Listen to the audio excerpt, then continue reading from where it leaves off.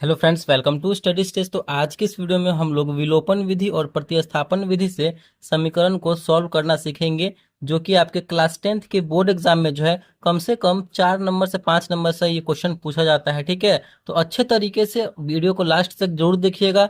बहुत ही आसान भाषा में यहाँ पे हम आपको समझाने वाले हैं, जिससे कि आपको समझ में आ जाए। यहाँ पे हमारा दिया गया है, पहले विलोपन विधि सीख लेते हैं, उसके बाद प्रतिस्थापन विधि से बनाएंगे। पहला यहाँ पे हमारा है समीकरण 2x plus 3y equal to 13। ये हमारा पहला इक्वेशन है, समीकरण है। और दूसरा समीकरण हमारा है 3x minus 3y equal to 3 को विलोपन विधि से सॉल्व कीजिए। विलोपन विधि को इंग्लिश में हम लोग एलिमिनेशन मेथड भी बोलते हैं। देखिए, विलोपन अगर आप इसको पढ़ेंगे, ध्यान से समझेंगे, तो विलोपन विलुप्त, यानी इसको हम लुप्त करने वाला, लुप्तीकरण विधि भी बोलते हैं। इसे लुप्त करना है, यानी हमें इसमें से कुछ लुप्त करना है। क्या लुप्त करना है वो समझिए। चलिए पहले समीकरण को लिख लेते हैं। यहाँ पे हमारा दिया गया है, समीकरण है हमारा 2x plus 3y equal to 13। ये हमारा पहला इक्वेशन है, पहला समीकरण है। दूसरा समीकरण है हमारा 3x minus 3y equal to 3। ये हमारा दूसरा इक्वेशन है, यानी दूसरा समीकरण है। इसे अब हम लोग बनाएंगे। ये हमारा पहला है, ये हमारा दूसरा है। देखिए, विलोपन विधि से बनाएंगे तो विलोपन विधि कहने का मतलब है कि हमें इसमें से एक्स वाले टर्म या फिर वाई वाले टर्म को, किसी एक टर्म को विलुप्त करना है। ठीक है, यानी यहाँ से इसको लुप्त कर देना है, हटा देना है।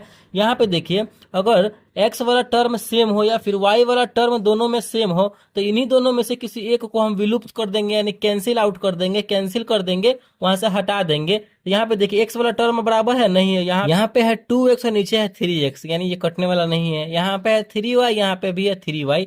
यहाँ पे देखिए दोनों सेम है, और एक जो है प्लस में है और एक जो है माइनस में है। बहुत ही सिंपल, यानी ये दोनों आपस में कट जाएगा। अगर हम इन दोनों समीकरण को जोड़ते हैं तो ये हमारा कट जाएगा। देखिए कैसे। तो यहाँ पे हम क्या करेंगे, समीकरण बनाएंगे। अब इसको समीकरण 1 और 2 को 2 को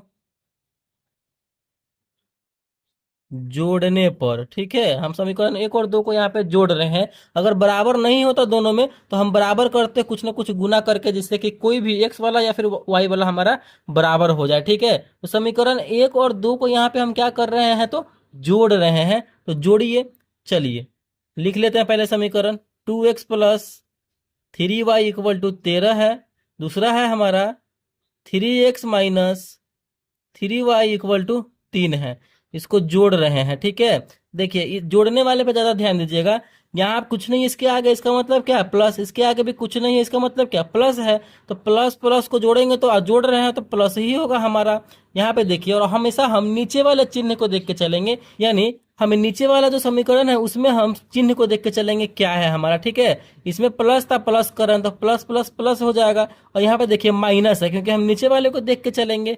माइनस है और हम क्या कर रहे हैं, प्लस कर रहे हैं, जोड़ रहे हैं। तो माइनस और प्लस मिलके क्या हो जाएगा हमारा, तो माइनस हो जाएगा। ठीक है, तो ये हमारा माइनस ही होगा।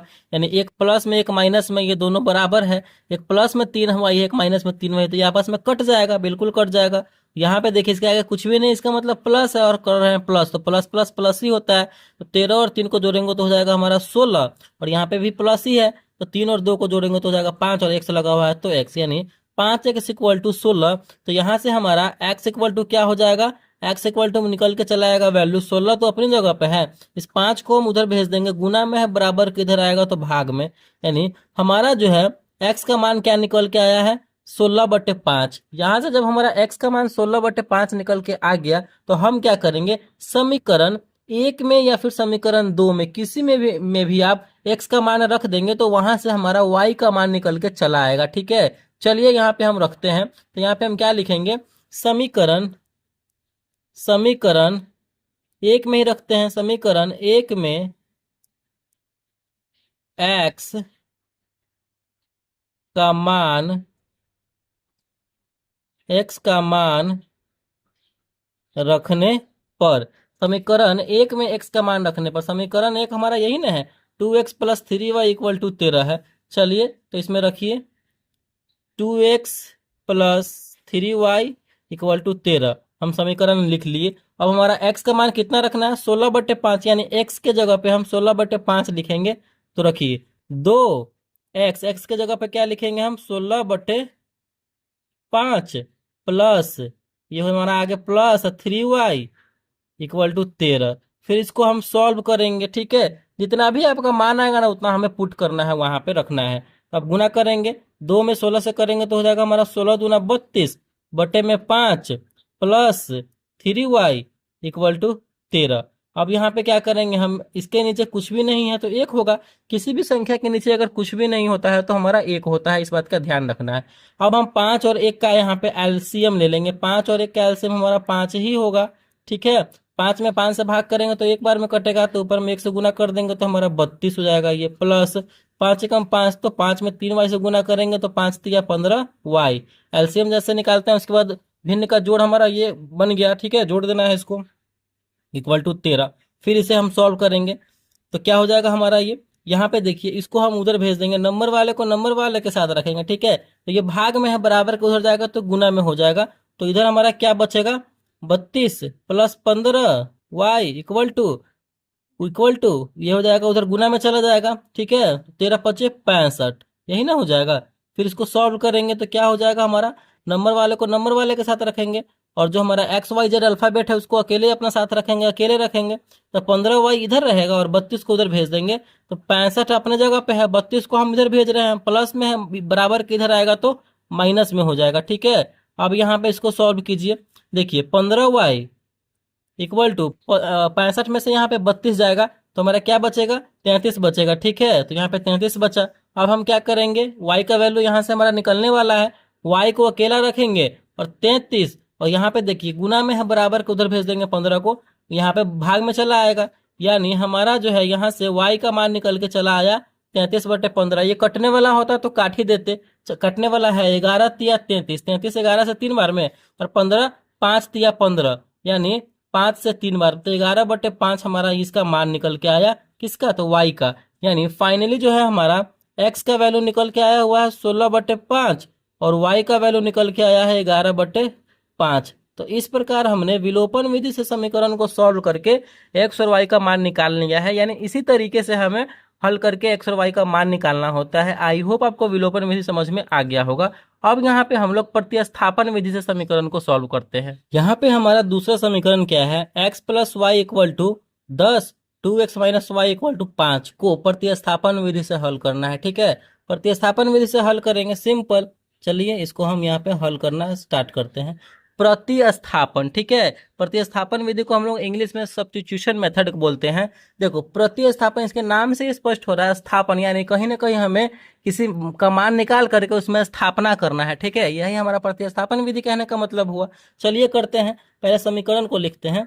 समीकरण है हमारा x + y = 10, ये हमारा पहला इक्वेशन हो गया, पहला समीकरण। दूसरा हमारा 2x - y = 5, ये हमारा दूसरा इक्वेशन हो गया, दूसरा समीकरण हो गया। अब यहीं से हमारा खेल जो है स्टार्ट होता है। कैसे, यहाँ से आप समीकरण 1 में से या फिर समीकरण 2 में से किसी एक को सॉल्व करके उसमें से x का मान निकाल लीजिए, फिर y का मान निकाल लीजिए, ठीक है। किसी का भी मान निकाल करके अगर आप समीकरण 1 को सॉल्व करते हैं तो इसमें से अगर x का मान निकालते हैं तो हमें समीकरण 2 में x की जगह पे रखना है, या फिर y का मान निकालते हैं समीकरण 2 में y की जगह पे प्रतिस्थापित करना है, यही मतलब हुआ। चलिए ऐसे ही हम लोग करते हैं, कैसे करेंगे सीखिए। चलिए यहाँ पे हम समीकरण 1 को ही लेके चलते हैं, ठीक है। तो क्या लिखेंगे हम यहाँ पे, समीकरण 1 से, आप किसी को भी लेके चल सकते हैं समीकरण 1 से। तो समीकरण 1 को लिखेंगे, समीकरण 1 है हमारा x + y = 10 है। इसी को अब हम सॉल्व करेंगे, तो सॉल्व कीजिए। x को इधर रखेंगे और y को उधर भेज देंगे, ठीक है। तो 10 y प्लस में है, बराबर के इधर आएगा तो माइनस में, यानी हमारा x का मान निकाले हैं फिलहाल, तो हमारा क्या निकल के आया है, 10 - y आया है। ये हमारा समीकरण 3 हो जाएगा, ठीक है। अब हमारा जो x का मान निकल के आया है फिलहाल, इसी को अब हम क्या करेंगे, समीकरण 2 में हम रख देंगे, ठीक है। समीकरण 2 में हम x की जगह पे ये जो x का मान आया है वो रख देंगे, जिससे कि हमारा वहां से y का मान निकल के चला आएगा। चलिए तो रखते हैं, रखिए। यहाँ पे क्या लिखेंगे, समीकरण समीकरण 2 में x का मान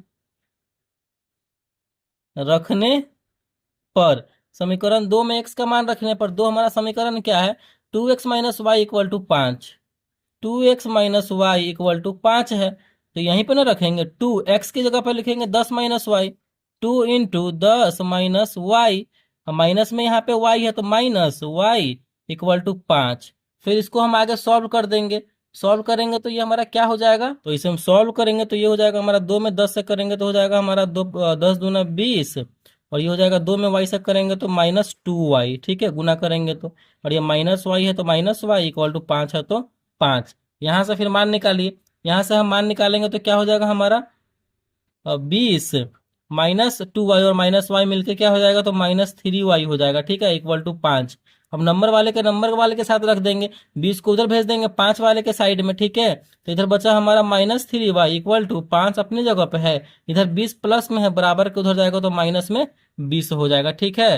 फिर इसको हम सॉल्व करेंगे तो क्या हो जाएगा, सॉल्व कीजिए इसको आगे, ये हो जाएगा हमारा -3y इक्वल टू 5 में से 20 जाएगा, कम में से ज्यादा घट रहा है तो माइनस में 15 हो जाएगा, और देखिए दोनों तरफ बराबर के दोनों तरफ माइनस है तो क्या हो जाएगा, ये कैंसिल आउट हो जाएगा, ठीक है, कैंसिल आउट हो जाएगा, कैंसिल हो जाएगा तो ये बच गया हमारा y।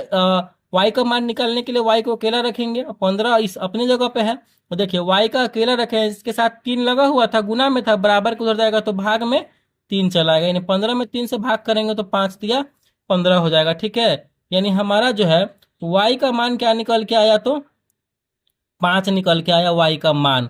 जब हमारा y का मान 5 निकल के आ गया तो समीकरण 1 में या फिर समीकरण 2 में, समीकरण 3 में, कितना भी समीकरण है, हम उसमें जो है y का मान रख देंगे तो समीकरण, तो x का मान निकल के चला आएगा। देखिए समीकरण 3 में ही हम रख देंगे y का मान, तो x का मान निकल के चला आएगा। चलिए रखते हैं समीकरण 3 में y का मान रखने पर, ठीक है।